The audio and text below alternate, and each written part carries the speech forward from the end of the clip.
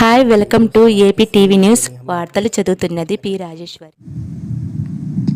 ఈ super flop ప్రభుత్వం super సిక్స్లు ఇచ్చామని చెప్పిన పథకాలన్నీ ఇచ్చామని ప్రతి ఒక్క మేలు చేశామని డబ్బాలు కొట్టుకుని ఈ ప్రభుత్వాన్ని సూటిగా ఈ కొత్త సంవత్సరంలో గుండె మీద చేసుకొని నూతనంగా అయినా మైండ్ మార్చుకుంటారని చెప్పి మనం చేస్తున్నాం.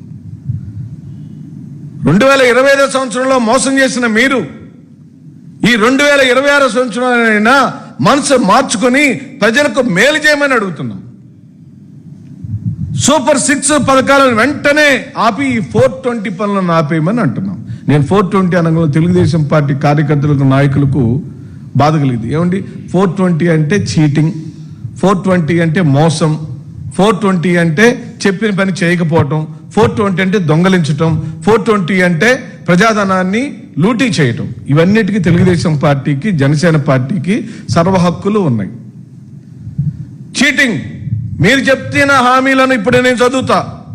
ఇది చీటింగా కాదో చెప్పండి. మీరు సుధాకర్ బాబు ప్రెస్ మీట్కి మీరు మరి కౌంటర్ ప్రెస్ మీట్ పెట్టాలి అని అంటే ఈ రాష్ట్రంలో మీరు నిరుద్యోగ భృతి ఇస్తారన్నారా లేదా? కొత్త సంవత్సరంలో గుండె మీద చేసుకొని తెలుగుదేశం పార్టీ నాయకులారా, ఎమ్మెల్యేలారా, మంత్రులారా, ముఖ్యమంత్రి గారు సమాధానం చెప్పమని అడుగుతుంది వైఎస్ఆర్ కాంగ్రెస్ పార్టీ.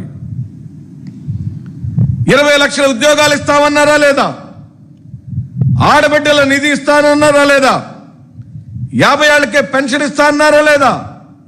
తల్లికి వందనం పథకం మొదటి ఏడాది ఎగ్గొట్టారు, రెండో ఏడాది 30 లక్షల మందికి ఎగ్గొట్టారు. ఇచ్చిన వారికి ఇంకా పూర్తిగా అందలేదు. అన్నదాత సుఖీభావ పథకం కేంద్రం ఇచ్చేది కాకుండా ఇస్తామన్నారు. 2 ఏళ్లకు ఇవ్వాల్సింది 40,000, తీరా ఇచ్చింది 10,000 మాత్రమే. ఇది నిజమా కాదా? కొత్త సంవత్సరం రోజు దేవుడి మీద ప్రమాణం చేసే ప్రజలకు నిజమే చెప్పండి. నువ్వు ఏ దేశానికి పో, సింగపూర్ పో, లండన్ పో, కజకిస్తాన్కు పో, బాలికి పో, మాకేమాత్రం మాకు సంబంధించిన అంశం కాదు. నువ్వు లెక్క చెప్పమని అడుగుతున్నావు. ఎందుకు సూపర్ 6ని ఎలివేషన్ చేసి జాకీలేసి ఓ పెద్ద మేలు చేసినట్టుగా బిల్డప్లు ఇస్తుంది, డబ్బాలు కొడుతున్నారు, ప్రజల్ని మోసం చేస్తున్నారని ఈ సందర్భంగా నేను మనవి చేస్తూ, ఏమండి సిలిండర్లు ఏమైనాయండి?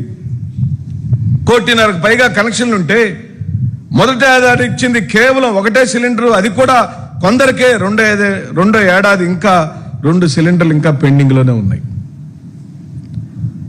50 ఏళ్లకే పెన్షన్ అన్నారు, పూర్తిగా మొండి చేయి చూపారు. ఇలాంటి అన్యాయాలు చేసి, దగా చేసి, మోసం చేసి సూపర్ హిట్ అంటూ పోస్టర్లు వేసుకుంటున్నారు. మరి దీన్ని 420 అని అంటారు కదా. ఏమండి, నేను సుధాకర్ గారు, సురేష్ రెడ్డి గారు, రమేష్ గారు, మీరు చెప్పండి, నేను చెప్తున్నా చీటింగ్ జరుగుతుందా లేదా? ఈ రాష్ట్రంలో ప్రజలకు మోసం జరుగుతుంది అంటున్నా. That is called 420. నేను చెప్పి నిన్ను మోసం చేసి అది 420 పనే. ఇది చెప్తే వాడు కోపం వస్తుంది, బాధ కలుగుతుంది. మేము 420 కాదు, మేము మంచివాళ్ళైతే ఇవన్నీ అమలు చేయమని అడుగుతున్నాం. చెప్పిన పని చేయకుండా దగాకోర్ పనులు చేసి ప్రజలను మోసం చేసి కేవలం అధికారమే పరమావధిగా మీరు చెప్పిన ప్రతి తప్పులకు ఈ రోజున లెక్క చెప్పమని అడుగుతున్నాం. మీరు సంక్షేమాన్ని దెబ్బతీసి పథకాలు ఏవి ఇంప్లిమెంట్ చేయకుండా పైగా ఇది రెట్టింపు అయిందని చెప్పి, ఎక్కడ రెట్టింపు అయిందయ్యా? ఏ సంక్షేమ పథకాన్ని, అమ్మఒడిని రెట్టింపు చేశావా? చేయూతని రెట్టింపు చేశావా? రైతు భరోసాని రెట్టింపు చేశావా? మేము 100 ఆర్బీకే సెంటర్లు కడితే నువ్వు 200 కట్టావా? నాడు నేడు పేరుతో జగన్మోహన్ రెడ్డి గారు 100 స్కూళ్లు బాగు చేస్తే నువ్వు 200 చేసావా? ఏ పథకాన్ని నువ్వు డబల్ చేసావో వివరాలు చెప్పు. అది వదిలిపెట్టి ప్రజలకు పూర్తిగా తప్పుడు సమాచారాన్ని ఇస్తూ ఇక్కడ చూడండి, కేవలం కొత్త సంవత్సరం రాగానే వాహనాల మీద రోడ్ చెస్ వేశారు, అంటే గిఫ్ట్ ఇచ్చేశాడు. ఏమండి, తొలి సంవత్సరంలో తొలి రోజే చంద్రబాబు నాయుడు గారు నూతన సంవత్సర కానుక జనరల్గా ఎవరైనా పథకం ఇస్తారు. అన్నగారు ఇచ్చింది, చంద్రబాబు గారు ఇచ్చింది కూడా పథకమే. ఆ పథకం పేరు road cess. New year gift కింద ఏమి ఇచ్చాడు? 4,500 కోట్ల రూపాయల కరెంట్ ఛార్జీలు పెంచుతున్నారు. లేదు, పెంచట్లేదంటే చెప్పాలి, సాయంత్రానికి చెప్పాలి. 4,500 కోట్ల కరెంటు ఛార్జీలు పెంచట్లేదు అని అంటే మేము పెంచుతున్నారు అంటున్నాం. పెంచట్లేదంటే సాయంత్రానికి చెప్పండి. పెంచొద్దు అసలు మీరు. ఎందుకంటే మీ ఎన్నికల హామీల్లో, చంద్రబాబు నాయుడు స్వయంగా చెప్పిన ఎన్నికల హామీల్లో కరెంటు బిల్లులను పెంచే ప్రసక్తి లేదని చెప్పాడు. ఎన్నికల ముందు 5 ఏళ్ల పాటు కరెంటు ఛార్జీలు పెంచమన్నారు. వచ్చి రాగానే 13,000 కోట్ల ఛార్జీలు వేశారు. 500 కరెంటు బిల్లు వచ్చే చోట 1,200 బిల్లు వస్తుంది. 1000 వచ్చే చోట 2,500 వస్తుంది. మధ్యతరగతి ప్రజలకు ఏకంగా 4,000 నుంచి 5,000 రూపాయల కరెంటు బిల్లులు వస్తుంది. కానీ చంద్రబాబు నాయుడిని నిరంతరం ఎత్తే జాకీలు తయారు చేస్తున్నారు. నేను సోషల్ మీడియాలో చూశాను. టీడీపీకి చెందిన ఒక నాయకుడు విమానం వెళుతూ నారా చంద్రబాబు తెలుసా అని ఒక విదేశస్తుడిని అడిగాడండి. నాకు తెలియదు అన్నాడు. ఆయనే మొహాట పడలా. ఇంకొక అడుగు ముందుకేసి హైదరాబాద్ నిర్మించింది ఎవరో మీకు తెలుసా అని అడిగాడు.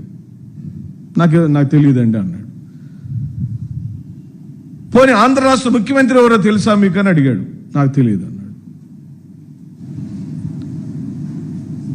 ఎన్ని అడిగినా నాకు తెలియదని అంటున్నాడు. వాళ్ళేమో హైదరాబాద్ కట్టింది మేమే,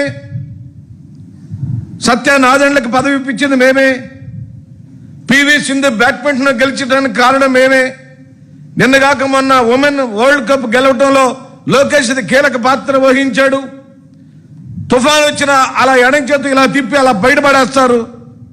వామ్మో, బాహుబలికి మించిన ఎలివేషన్స్, కేజీఎఫ్ సినిమాకు మించిన బ్యాక్గ్రౌండ్ స్కోర్లు, మ్యూజిక్లు.